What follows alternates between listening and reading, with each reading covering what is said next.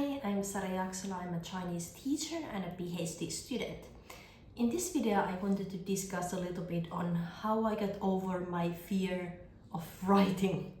And as a PhD student, you're of course writing a lot because writing and research really go hand in hand.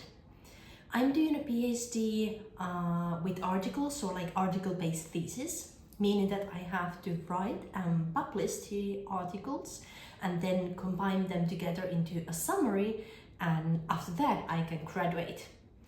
But as a newbie PhD student, especially during the first year and very much well into the second year as well, writing was always something that I thought was a very scary thing to do. I always thought I have never read enough, just one more source. I need to read one more book, I need to read one more or 10 more or 100 more articles before I was ready to write. So I never really got that feeling that, okay, now, today I am ready to get started, now I'm ready to write. So how I got over it was starting with small and making sure I wrote at least something. So just opening up that Word document, that scary blank document in front of you. So I had an idea, what my research was about. I already had done the data collection. So I was looking for similar articles that could inspire me, especially similar articles in a dream journal that I had that I wanted to publish in. But if you're not sure where you want to publish it, that's okay too. Just choose an article a little bit similar to yours that you really enjoy and you think is easy to read. So then start to look at the structure of that article. You have the introduction, you have the literature review, you have the methods, the findings, the discussion, the conclusion. So put those titles into your Word document. Now good, we have already written something, we have the titles in there.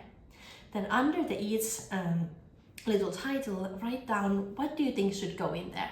Like introduction, like why do you do this research, your research questions, what is the background on this field, what do we know about this field already. Then literature review, what are the most interesting articles you have read, because you've always read 10 more or 100 more articles, to put those down there. Maybe some interesting citation or quotes maybe you have read so far, you can also put in there. Just even just bullet points or just freely write there without thinking too much. Now, if you have already gathered the data you have, so you already know how you have done some part of your research, maybe the easiest part is to start from the method section and just write down freely on what you did. And at this point, I would say the more detailed, the better, because it's easier to edit later than trying to remember what you actually did and especially why. So write down all the details on what you actually did. It doesn't have to sound fancy or use any big words, just write it in. Most important, just to start writing. That really worked for me. And go through it section by section and subtitle by subtitle to see, what should go in there. So now you have already written something. It's not a white blank document anymore, but instead something you can work with. So in the beginning, it was really important for me just to write without editing myself, without thinking, does it sound good or not? Are there any typos or not? Just write whatever came to my mind about that certain topic.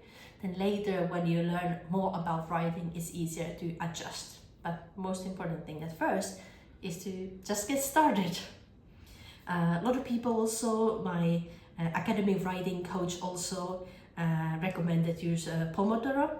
So you probably know about this tomato method already, of putting a timer for 25 minutes. Just write whatever comes to your mind related to your research article, be it the methods or conclusions, anything you want to write there. Just write 25 minutes, don't think about editing, and just do it. And only after you have done those, then maybe the next day or the next week, you can start thinking about editing. And for me, as a non-native English speaker, it was really hard to start writing academic English as well. So I would actually look for those favorite articles I have read and then highlight good sentences that I could use in my article as well. Not to copy them, but there's a lot of sentence structures and such that you could find in any research article you read. Some of them I even printed out and said, okay, these are some good academic English sentences. Only later on I noticed there are some websites that, or even books that also give you these good sentences to get started, especially if English is not your native language. And after I have done this, just writing freely whatever comes to my mind, then maybe next day or later day trying to edit it a little bit, learning from the sentences, I just gradually, month by month, started to feel a little bit more comfortable in writing. It wasn't so scary anymore. So then what I would do when I was reading something related to my research, I would actually read and write at the same time, because I already have something on my document and I wanted to improve it. So when I was reading, I realized, oh, wait a minute, this is something important for my article, I should put it in.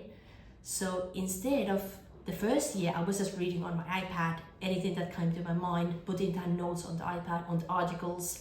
I used Zotero to file and store all my notes and my PDF articles.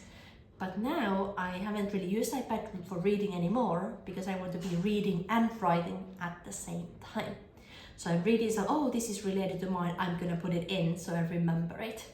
So maybe your writing in the beginning is not gonna look the same as what it looks like in a few months in or a year in, 2 years in. So you're probably going to be, using different ways to write. But if in the beginning you find yourself to be in the same situation that I was, just being too scared to write and never felt ready to get going, I would say just put on the structure, find some inspiration from good articles you have read, put on that structure, free write, put bullet points on what you think should go in there. Try, for example, Pomodoro for 25 minutes, just freely write what comes to your mind. The meta section might be one of the easiest to get started because you already know what you have done. And as you get more and more comfortable, you can then also start experimenting of reading and writing at the same time, keeping it open on your computer or having, for example, a second screen or an iPad where the article is, and then you have your Word document on the other. Do look into also using citation software, for example, using Zotero with Microsoft Word, so you will get automatic citations there, so you don't have to edit it manually each time you change something. Definitely use the citation software there. And, see how you like, writing, as you progress more and more. But this has been my experience of writing my very first article draft that I have now completed the draft. I have gone through it with my supervisor for detailed comments. For around 8,000 word article, he had at least 100 comments in there that we went through together. And now I have been editing it. I've been editing all the little tiny mistakes and typos or things like that already. And now I'm back to editing. For example, I had a lot of things into the discussion section that should go to the literature review section. So now it's a lot easier to edit when I have this more freely written in somewhere there.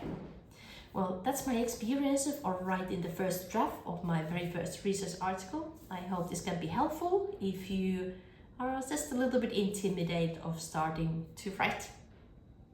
Thanks so much for watching and see you in the next one.